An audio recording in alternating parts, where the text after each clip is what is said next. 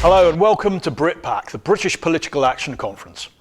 As a patriotic, small C conservative, but nonetheless very broad and open-minded movement, it's our aim to encourage and facilitate debate, reflection, leadership and cohesion across Great Britain and Northern Ireland.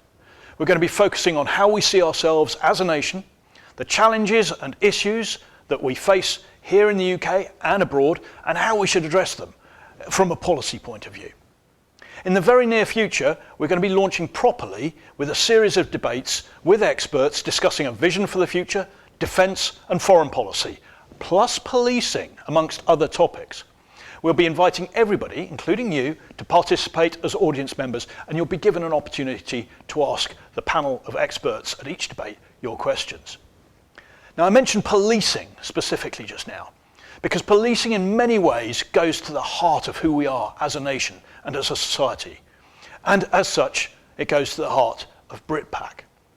And given recent events, I felt that I should say something now about policing rather than wait for those debates to be actually launched. Firstly, though, my heart goes out to Sarah Everard's family and friends. What happened to Sarah is an abomination, nothing less, and nothing I'm going to say now undermines how passionately I feel about that. Sarah was killed by a seriously messed up individual who deserves all he gets and probably more. But very sadly, no amount of protests or demonstrations will change the fact that there are fanatical, evil and unwell people out there who pose a serious threat. In 2018, 149 women were killed by men in the UK.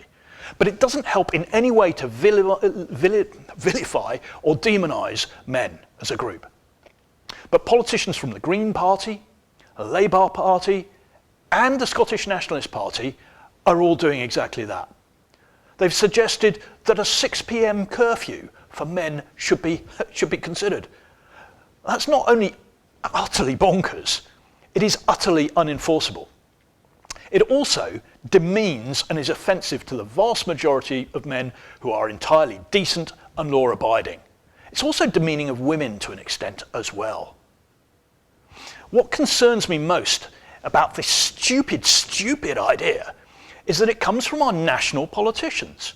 That's the calibre of our leadership in this nation. It is frightening. And then there's the matter of operational policing itself. Quite rightly, justifiably, operational policing is being criticised a lot recently. We've seen inconsistent enforcement of COVID laws and a hesitation to police Black Lives Matter and other anarchist protests as robustly as other protests have been policed. We've also seen appalling and frankly embarrassing videos of police officers scrapping with people in the streets as though they're teenagers in a playground fight. But whilst criticism is absolutely justified, we shouldn't be blaming the police officers themselves, most of whom would be prepared to put themselves in harm's way to protect others. They're not the problem. We're actually back to politicians. It was politicians that changed the policies that lowered standards in police recruitment and selection. It was politicians that closed regional police training colleges or allowed that to happen. It was politicians who allowed policies that ended residential police training. All of that led to a breakdown in professional institutional culture, and they also ended professional level arrest and restraint training, in arrest and restraint training techniques. When I was a police officer 20 years ago, police officers were smart, professional and well trained. There were no messy scraps.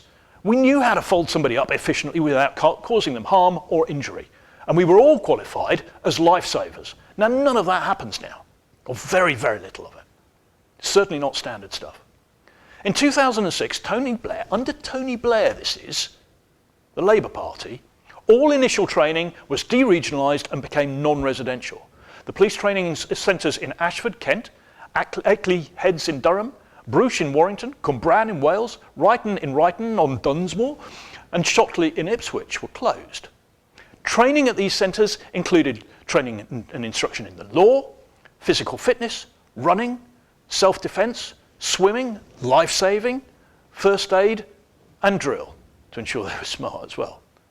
And examinations in all of those subjects and in fitness tests were conducted weekly. But now police officers undertake a civilian degree in policing studies run by civilian universities, and once in the job they undertake online training modules. This is no way, as anybody who's been part of a uniformed service will tell you, it's no way to train a cohesive vocational and professional police force with common standards and cohesion across the country. The other aspect of policing is the law that police officers are being asked to enforce. They don't write the law, though it's not their fault whether the law's badly framed. And in the case of the COVID laws and the policing bill that's presently, today and tomorrow, going through Parliament, these laws are worded incredibly vaguely and are open to interpretation. Let me give you an example.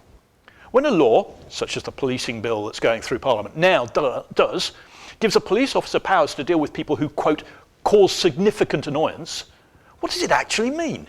What constitutes significant annoyance? Many people significantly annoy me.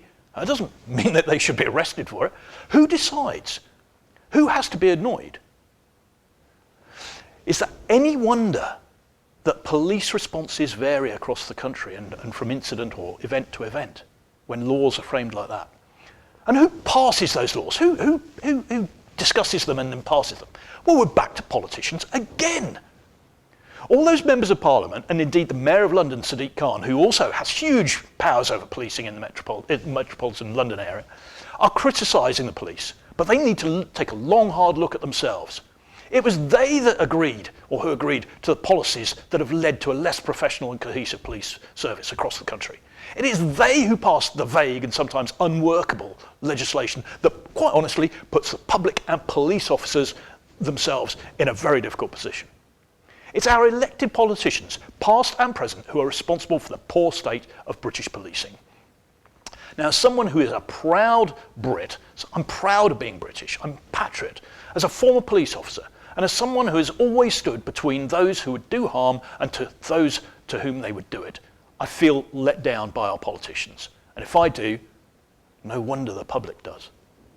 But it's up to us, because we elect them. We elect these muppets. It's up to us who keep voting for them. And until we demand good political candidates and only vote for people who can really do the job, things are unlikely to change. We have to stop blaming the police, individual police officers, and the Metropolitan Police Commissioner. Instead, we should blame those who closed over 600 police stations, those who closed the police training colleges, and those who produce ambiguous laws that infringe on our liberties and our rights. That's the politicians. Policing must become what it used to be before it was politicised by politicians and affected by political correctness.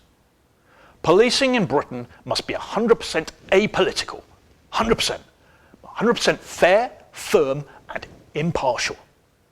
It must be delivered by professionals, professionally trained, without fear or favour or consideration for identity. The British police must be reformed. That's the only way to do this. And its institutional culture has to be depoliticised and improved. And that goes to the heart of who we are as the British people and the British society. Policing is crucial.